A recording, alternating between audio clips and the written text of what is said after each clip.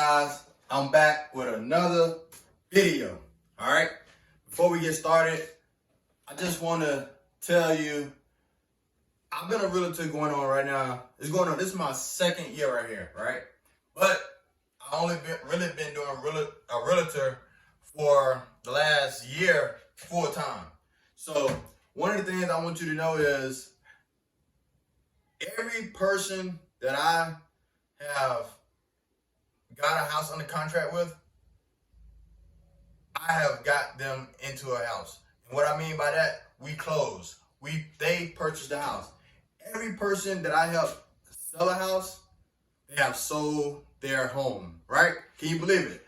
But I haven't sold a million houses. I only been doing it for a year full time. But the people I did help, they purchased a home and they got a pretty good deal.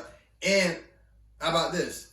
One of the most recent ones, actually this was my third listing that I sold out. The first two listings, I sold houses for people in my family.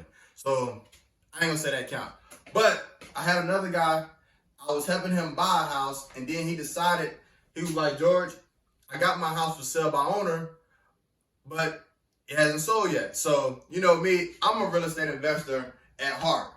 But I know what the buyers are looking for if you're an investor, and I can see it from the seller side. He's trying to get his money. So you know what? I listed a house for him. And the house, it was in a rural area. So, you know, it got to be a Pacific buyer. If you're selling, say you're selling on a farm, everybody don't want to live on a farm. And that's what he had, a farm, a large 4-acre farm, right? So I listed the house for him, right? First, it was kind of slow. You know, you're in the country. It's not going to be boom, boom, boom. So you get calls, you get a call here, you get a showing here, get a showing here. I finally tell him, I go look at the house, right? I look at it as if I was buying the house. I say, if I was buying this house, I would pay this number right here. Boom, boom, boom. Let's just say $150,000, right?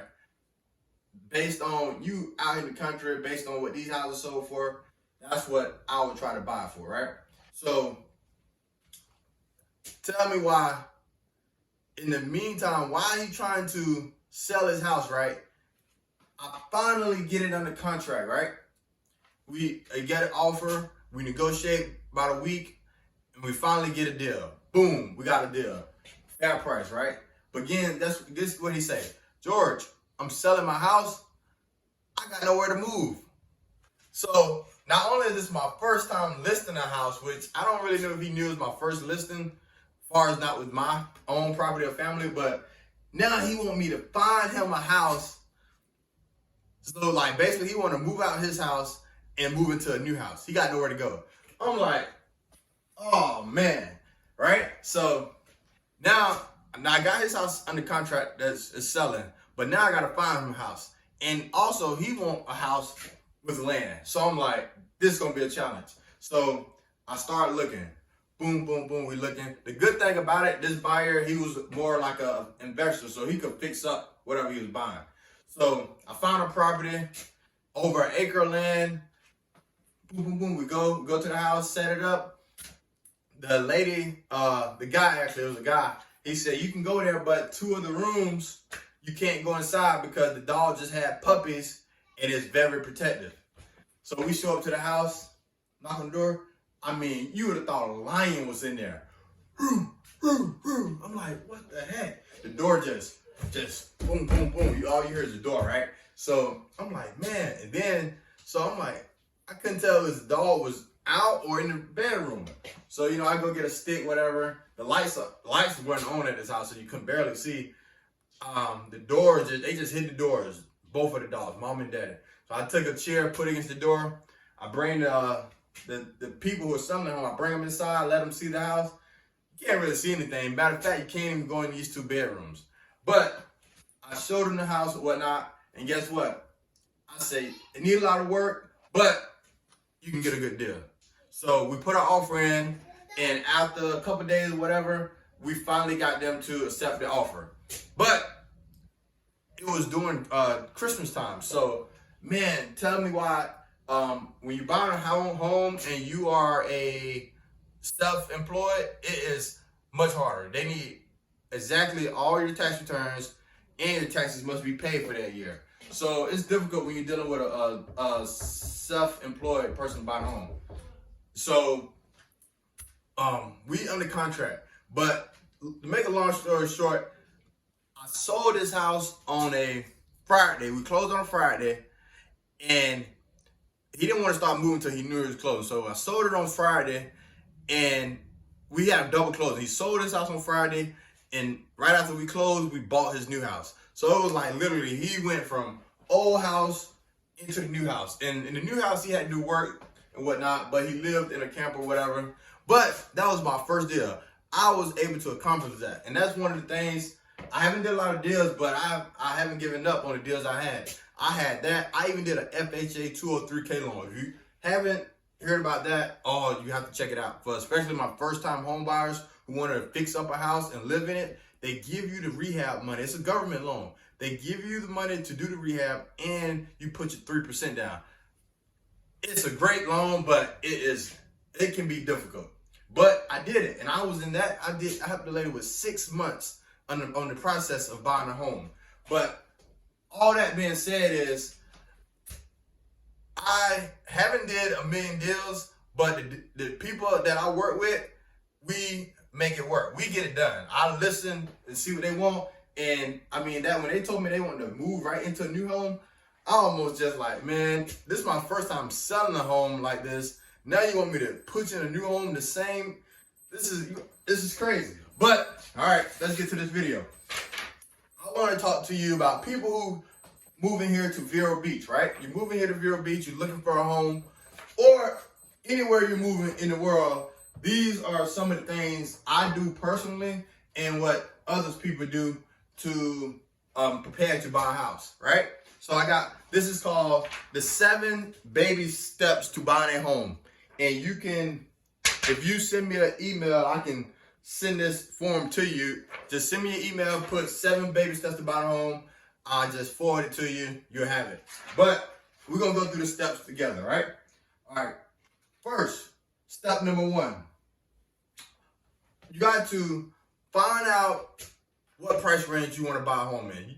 The FHA loan, which is the most common and best home for a first-time home buyer, you put 3.5% down. So if you're buying a home that costs $100,000, you know for a fact you need $3,500, right? So rule number 1, price range.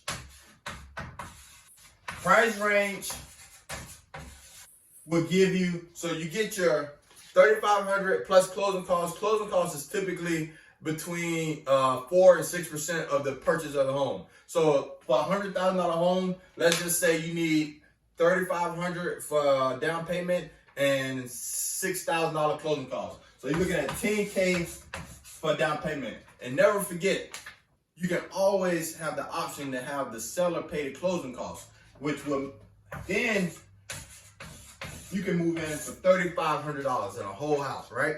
Great loan. Second, before you start to buy your home, now you know how much. I need $10,000 to buy a home, right? So now you need to sit down by yourself or with your significant other, whoever you with, right? And you got to figure out how to cut your bills to a minimum so you can save up to this money. So for instance, cable, eating out, gas, you need to figure out, you need to get your monthly budget as low as possible so you can save this 10 grand fast as possible. So Netflix, all that stuff that are luxury items, cancel it. You'd be surprised what $15, $20 a month come out of your account and you don't even realize it. Every like 6 months, I have to go through my statements and look and see, like I have subscriptions and all this stuff and I don't even use it. We probably got it now, 2 Prime accounts for Amazon. Like why would you have 2 Prime accounts? All right, so second, monthly expenses. Cut it low, right?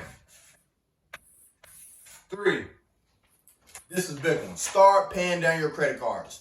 I mean, if you want to have, when you've been getting ready to buy a house, the 30% rule, just kick it out the window. Pay your credit cards down to the bare minimum because after you buy that new home, if you spent a lot of money, you can now go buy your furniture with those credit cards. So when you're getting ready to save up for that 10 grand, I say save up that 10 grand, and once you got the 10 grand, start paying down your credit cards. Because once you pay down your credit cards, it's like a double thing. Now you got credit and your score going up. So you hitting two, basically double hitting things at the same time. So paying down credit cards will be number 3. Any debt, honestly. If you got a car payment and you owe $4,000 on it, pay it off before you buy this house. 4, create a monthly budget. So what I mean by that is save off the top of your paycheck. If you get $1,000 every 2 weeks, $200 automatic go to your savings account at a whole different bank. And at that bank, you don't even want a credit card. $200 every month off the top. So instead of you making $1,000 every 2 weeks, now you're making $800 every 2 weeks, and live off that. Because that $200 that's coming off the top, if you do automatic deposit and you don't even see it, you will make sure that $800 budget you for the 2 weeks. And you will start not even missing that $200 because it's off the top. You never even see it. So that's number 4, right? 5, look for homes that you want to look for homes you would like to buy so that you can learn the market. And what I mean by that, when me and my wife got ready to look for a house, we were stopping at all these houses. We were looking at this house, and guess what? As soon as we asked the people, how much is it? $300,000. We was like, whoa. You know what I mean? We were looking for a house around the $100,000 range.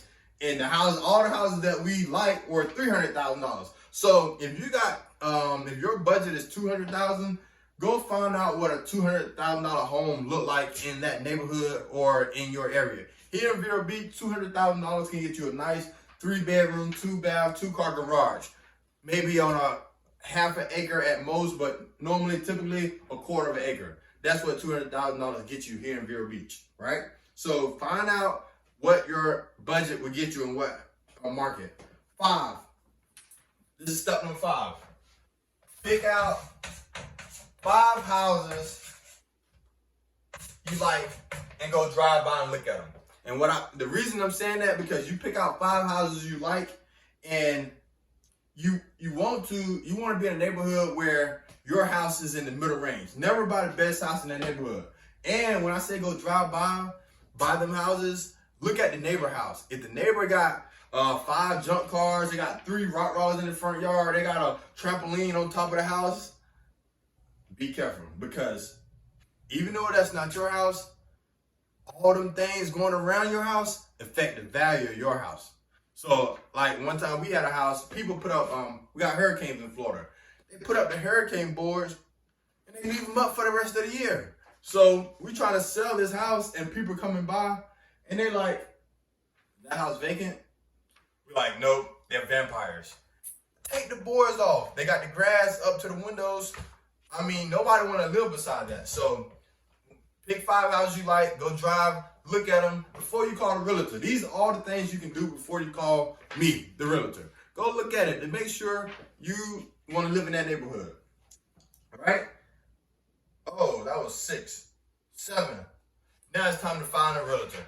And finding a realtor, like I said, you want to go with your heart. You want to get somebody who understands what you're looking for, you know? And a good realtor, they will make the deal happen. And that's what I do. I make it happen. And a lot of times you have to, even one of the things you don't want to do, but you have to do, people, a buyer and seller, they might come up with a $300 argument. We want you to fix this. I want you to fix it. And it costs $300. Me as a realtor, I would say, take that out my commission and let's get the deal done. You know, because instead of me not making $8,000 commission, at least I'll make $7,700. You know what I mean? So as a realtor, you gotta have a realtor that's know how to get the deal done. Make things happen. I read a book. You can check it out too. And that's probably what helped me a lot. It's called Blue Fishing. Blue Fishing is a book about making things happen. And like one of the stories in the book, it'll be like a old fat guy, right? And he had a hard time getting women. And his dream is to go to the Playboy mansion and just be surrounded by women. Well, he called his company and their job is to make it happen. So they try to figure out what Playboy mansion they can get and get the guy there for a whole weekend or whatever and make things happen. They make things happen. You want to go to the Lakers championship in 2026. Our goal is to get you a ticket to make it happen. So I make things happen. And if you're moving to Vero Beach and you need help and looking for a house, you can also get this form. Just send me an email at georgesellhomes@gmail.com. Let me see if I can put it right here. georgesellhomes@gmail.com. All right. Thanks for watching. Hit the like button and subscribe to the page because we have more videos. Peace.